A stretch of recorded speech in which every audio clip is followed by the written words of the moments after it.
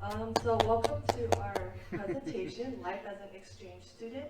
Here we're going to talk about our experience as an exchange student and hopefully help you guys come to realize that maybe you also want to do an exchange program.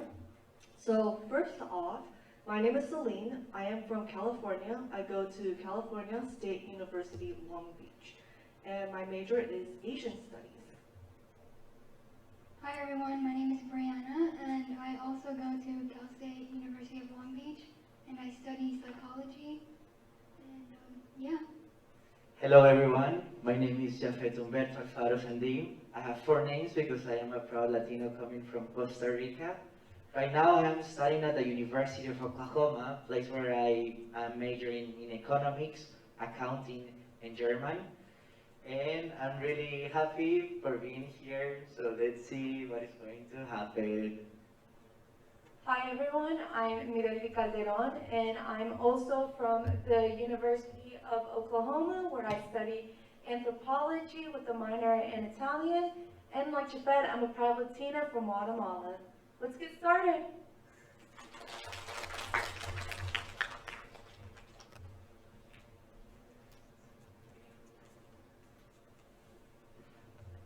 Okay, so I have the first slide, so that's good. Um, so imagine that all of your life you can put it in one bubble. It is an invisible bubble that you cannot see, but it is there. All of your emotions, ideals, values, all of what you are is enclosed in this amazing bubble. You don't realize the existence of it because everybody around you have a similar one. It is not identical, but similar. And one day, something happens with this bubble, and the bubble maybe travels a bit, and it explodes. Boom. Everything that was inside of that bubble goes away. Now you don't have any bubble, but the good thing is that you can create a new one. But this time, you can pick from a lot of different bubbles that are around you. And you have to be careful what you put there. For me, this is culture. Culture is everything that defines us as human beings. And we don't learn that in schools or universities. We learn that in our life by seeing and experiencing. When we see what's around us, that define us and that help us to grow as human beings. When we travel abroad, we find new cultures and new ideals. So most likely, things that you think are normal are not going to be normal in other countries, are not going to be normal in other places. The good thing about culture is that it is not fixed, which means that you can change some parts of your culture. It is flexible, so you can pick up what you want to carry with you and what you want to be representative for you. So how to approach culture? To be honest, there are not many rules. You know, when you travel away, the main thing is to explore. But for doing that, you have to keep an open mind. You cannot judge other cultures based on your culture, but you have to try to understand their culture based on their perspective. Something that I find really beautiful here in South Korea is that people do this when they meet someone. In my country, we do hands or like we hug each other. And sometimes it's complicated because if I see my friends, I want to like, hey, how are you? But here it's more like this. And those are the little things that change when you are abroad and you don't realize of that until you are far away from home. So remember, when you take an airplane, many things are going to happen, but be open to them. Don't be scared of exploring new things and allow them to be in your life. Now, exchanging culture is an amazing opportunity. But before doing that, we have to prepare. There are step by step. And that is what my friend Celine is going to talk about. Thank you, Jafet. Alright, so like Jafet said, culture is very important, but we also have to prepare. So first of all, I want to talk about visas. I'm sure this is a big question for many of you because you can't go to the United States or any other country without a visa, right? So to prepare for this, you want to do your research. Make sure you answer a few important questions, such as, how do you get the visa? How will you be able to turn in certain documents? How long will this visa process take? How much will the visa cost? All of these are very important to get to know. Additionally, you want to make sure that the visa is good enough for your entire stay there, and you want to make sure that you do not plan to stay longer than what your visa allows. So in the future presentations, the OIA will give you more information about the visas, but for now, this is just some of the things you have to pay attention to. Next, weather. So weather, you might not think it's very important, but actually, I would say it is the most important thing for me. For example, I really like hot weather. I cannot stand the cold. I really hate the cold. So I came to Daegu. Daegu is hot. I love Daegu. Okay. So, like Daegu, California is also hot. But Oklahoma, on the other hand, where Jafet and Morelli go to school, it's much colder. So you want to be aware of the weather of the school you're going to, because you do not want to be miserable for 6 months. Okay, so make sure to do your research on that. Okay, next, culture. So like Jafet said, every culture is different, every culture is worth getting to know. So make sure you do a little bit research on this. For example, how is the US different from Korea? You know, in the US, for example, we have something called tipping culture, which is where you give money to the waiters and waitresses in the restaurant. So this is also something to be aware of. So you want to make sure that you understand what the cultural differences are so you don't accidentally offend anyone in the culture you're going to. Okay? Next, language. Language is also interrelated with culture. So wherever you're going to, the language will be different. What English you learn in your classes may be different from the way that people actually speak. So you want to make sure to understand the common slang before going to a certain area so that you're not confused. Okay? Next, schools. Well, I'm sure you guys are all here to learn about, maybe Cal State Long Beach or Oklahoma University, and that's great. Make sure you understand what these schools are really about. What programs do they offer you? What clubs or organizations are you interested in joining? And maybe even search up some classes you might want to take. Are these classes related to your major? Are they related to your interests? Do they count for your credits? All of these are important to research about. Next, we have finances. Finances are also very important. I'm sure you guys will know, but the US is much more expensive than South Korea. So you want to make sure you have enough money before you go to the United States, for example. Maybe search up how much the dorm will cost, how much meals will cost, maybe plane tickets, visas. Plan for all of your necessities, and then make sure you have money for more. I'm sure you guys want to travel or even visit other places. So make sure you have money for that. You don't want to end up broke in a foreign country. All right, next up, Brianna will be talking about meeting new people.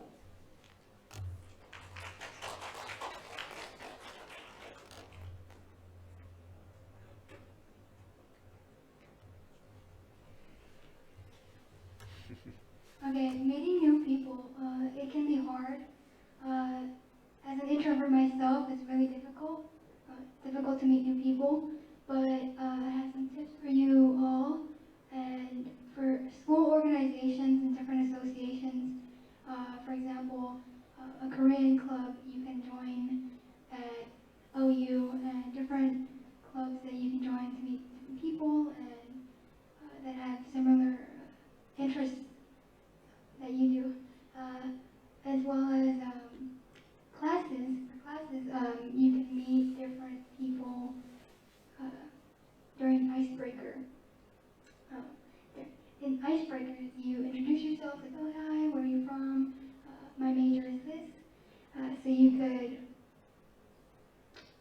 talk to people, exchange contact information, make a group chat with your class. Usually that's what we do in Cal State Long Beach. We have a group chat for that class and we start exchanging information, contact about the homework or anything like that. So it's helpful, but also it helps you make friends and get to know people. Also, you can make friends in your dorm, make a group chat for your dorm as well. You could also go to the gym and different campus events.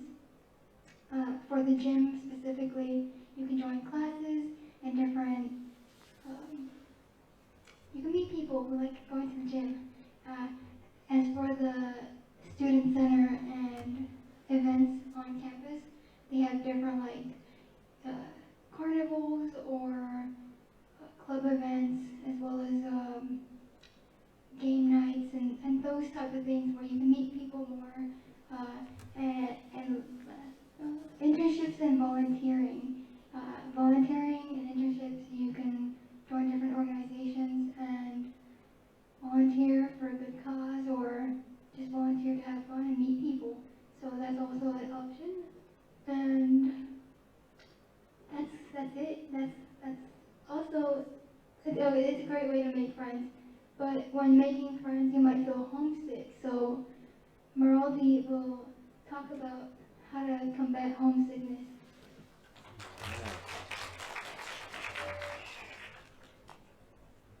Okay, I felt homesick during quarantine because one, I was trapped inside a room, I couldn't go out, and two, I had no one to talk to. So it's really important that you maintain contact with your friends and family from home. So this is what I found out during quarantine. I realized that the time difference was really big and I had no idea when I could talk to my friends or family. I didn't think about it before coming here. So I would just text them and it would take them hours and hours and hours to answer. So the best thing to do is before leaving, try to find a time that you can talk to your friends and family. So for me, I usually call my parents in the morning before I go to class at 9 a.m. And then I'll text my friends or call them right before going to sleep. Just like tell them what I've been doing throughout the week, about my classes, anything like that. Also, I'm a Latina and I love burritos and tacos and all of that. So when I get homesick, a way to make me feel at home is by finding these kinds of foods. So like you see in that one picture, I found a place where I can buy a quesadilla here. And there's a burrito place near the dorms, which is very nice. And actually, in Oklahoma, there's many Korean restaurants. There's also Asian markets where you can just go buy like kimchi or like your favorite ingredients and just cook at the dorms. Another thing is going to events. I wasn't making friends at first. I felt kind of sad, so I decided to go to the club fair that was near the fountain. And I just got to meet people there, got to see what the clubs were. Even though I didn't join a club, I did make new friends there. Also, I got to meet the other exchange students. We have this big group chat with the exchange students, and someone will text, hey, I'm heading at this time to have dinner at Northgate. Does anyone want to meet up? And usually you're like, I don't know, new people, this is kind of awkward, uncomfortable, but you have to take like a chance and just go meet them, become friends, because even if you have nothing in common with them, they might show you, or they might show you their friends, and then you'll find something in common with them. So it's more like networking. Traveling. I love traveling. I love going outside. It makes me feel more at home, more calm, less stressed. So I went to Seoul for the holidays, and then you don't even have to go to another city. You can just go around and explore the area that you're in. So I just go walking to the river sometimes, or even just downtown. Oh, and then TV shows. I speak Spanish, that is my first language, and during quarantine, I wasn't hearing Spanish, so what I did is I went on Netflix, and there was a a lot of K-dramas, and I'm like, oh, I want something in Spanish. And I found Casa de Papel, which is Money Heist, and it's all in Spanish and it has subtitles. So something that you can do is just open up Netflix or even other apps in the US, and you can find other shows in your language. And then next up we have safety. Okay, safety is a big thing when traveling. One thing you really need to look out for is theft. So when you're traveling, you'll have like money on you or important documents, and pickpocketing in the US is a very big thing. So what I usually do is when I travel, I have a backpack on me, and I also have pockets. I make sure I always have pockets. I never put anything in my back pockets, always front pockets, and I make sure that I always have money in my pockets and in my backpack just in case, because you never know what might happen. Be smart. So by be smart, I mean if you're going somewhere to a place that you don't know, let someone know or go with someone. Invite a friend. Never travel alone. That's a big no-no, and that's something that the U.S. emphasizes a lot because you never know what may happen. A stranger may come up to you, or you may get lost, and you may not know how to communicate with someone. So it's always good to travel with someone. So for me, I have a very nice buddy here, so I'm always traveling with him. Oh, okay. Alcohol, drugs, marijuana, and gambling are a huge thing in college life in the U.S. This is something that you want to be aware of because it happens a lot. You shouldn't really do it at all, but you never know what situation you might find yourself in. And one thing I did want to emphasize a lot, that there's a smoking culture here that I'm not used to back home. And the equivalent of that in the US is people smoking marijuana instead of cigarettes. So you may not smell this on campus, but once you start traveling around, you will smell marijuana and it'll be weird. And as for Oklahoma, in Native American culture, casinos are really big, so you'll find casinos a lot too. So that's something you want to be worried about because, again, you're traveling, it's the US, it's expensive, and so if you go, don't spend a lot. Please don't. You won't be able to get out of it. A thing about social media, this is something that we were also emphasized about, is when you travel, you always want to post like your food, or oh, I'm at this cool mountain, I'm hiking at this location, I'm at this park, oh, I'm at this really cool mall in Dallas.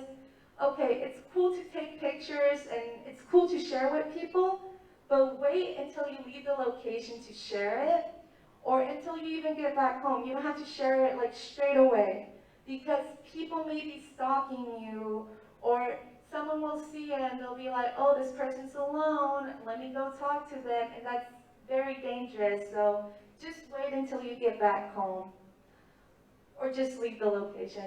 Yeah. Oh, campus safety. So my university, they offer hotline numbers, and they also have these posts that have emergency buttons on them. So in case of any sort of emergency, it doesn't matter what it is, it doesn't matter if you're on campus or not, you can always call any of the hotline numbers. They will ask no questions, you will not get in trouble because your safety is important to them. So a big thing at our campus is alcohol, and a lot of people don't know their limits with alcohol, and they're throwing parties, and sometimes a student may be underage and they're scared to call 911.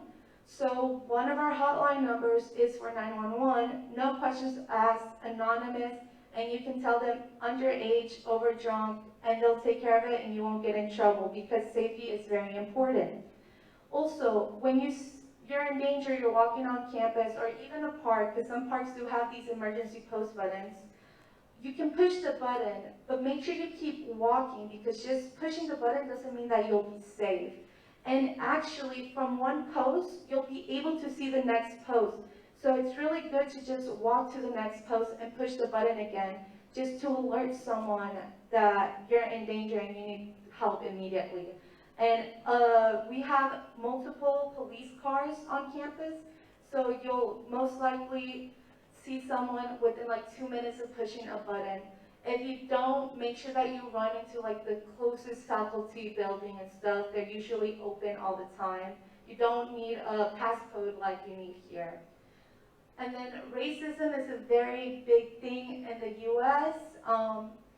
I have experienced this, not on campus. When I travel is usually when I experience it. But if it happens to you, just walk away from the situation. Don't acknowledge them. Don't give them the time for them to offend you. Just walk away from it. And if it happens on campus, we have a hotline number for that as well that you can call, because you shouldn't go through this alone. They will help you with anything. They'll help you get that help you need, because racism is a big problem and it's not something that you should go through alone. And yeah, so next up we have Brianna again.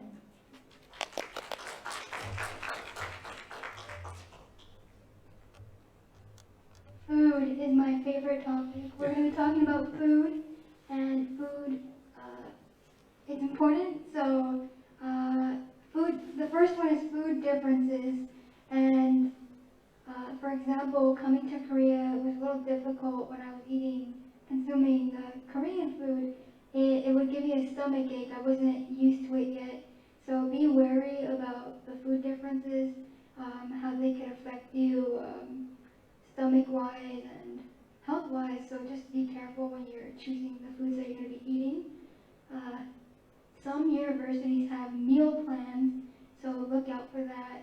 Research beforehand if they do have meal plans, and if they don't, get your financial situation prepared to be paying a lot for food. So another one is cafeterias. On campus, they have different cafeterias that have different foods. I personally haven't tried anything in the US, but I heard different schools have really good food. And for tips and taxes, now for tipping culture, it's a pain in the butt in the US. You have to tip around 20% to your waiter or waitress if you feel like they did good. Like, oh, I really liked their service. They were really nice. They were patient. So give them 20% of the whole meal, and it'll be good. But also sometimes if you don't like their service, you don't have to tip them. But again, it's seen as rude if you don't do that. As for taxes, when you pay for something and you see the price, that's not the price. The taxes will be added, so watch out for that. It's not the standard price. The taxes will be in there somewhere, and you'll be like, oh, what? It's a little more. So, so availability. For example, restaurants or delivery, you can get apps on your phone that will bring food to you. For example, Postmates or Uber Eats, or even different restaurants have apps that you can use for delivery. It just depends which one, not all of them. It's not like in Korea. So you have to be careful. But it's a good option for people who don't want to go out. And for grocery shopping, if you want a bit of a cheaper, but not really cheaper option, and you want to cook at home or be healthier, you can go to the grocery stores, the local markets. Also, they have, if you're missing Korean food or any Asian food, you can go to an Asian market like Ranch 99 or H Mart. Usually they are the main ones in California, and you can get all the kimchi and gochujang if you want. So and the last one is Costco. There's Costco here, so I know you guys know what Costco is. They have a food court. Go to the food court if you want food, or you can buy things inside in bulk and save a little money if you want to buy in bulk and just cook at home or cook in the dormitory kitchens if one is available. And those are food and cuisine options.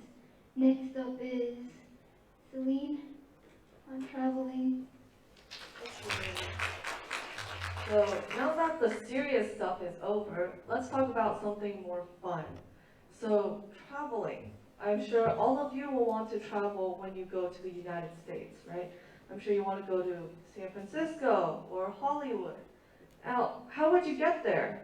The most common form of transportation is this bus right here. It's called the Greyhound.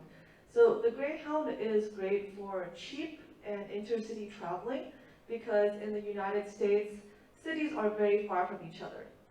If you don't take this bus or if you don't have a car, you could also take the plane, but the plane is of course expensive. So as poor college students, we probably would want to take this bus right here, right? So aside from San Francisco or Hollywood, there are a lot of museums to visit in the United States as well. You can learn a lot about history. US, the history of the US is very interesting. There has been many cultures in its past, so you can learn all about how the US was formed, what different people lived in the US, and how all of these cultures affect the present, right? So you will also want to go sightseeing. So there are national parks you can visit. And again, these are a little bit far from each other, so you would probably have to take the bus or even rent a car if you have your license. Of course, you want to make sure that you get an international license because your Korean one will probably not work there. Right.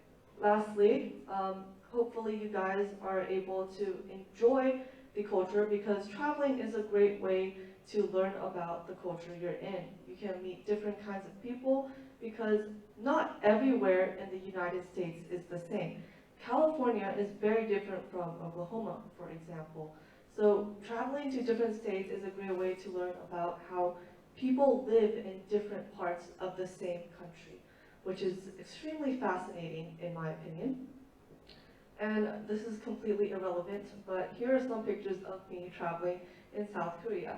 So this could also be you if you go to the United States. Right. So next, Japet will wrap up our presentation.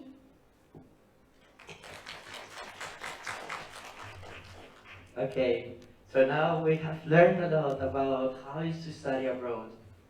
But this is the thing. When you travel abroad, there is an before and an after. There is a life change experience.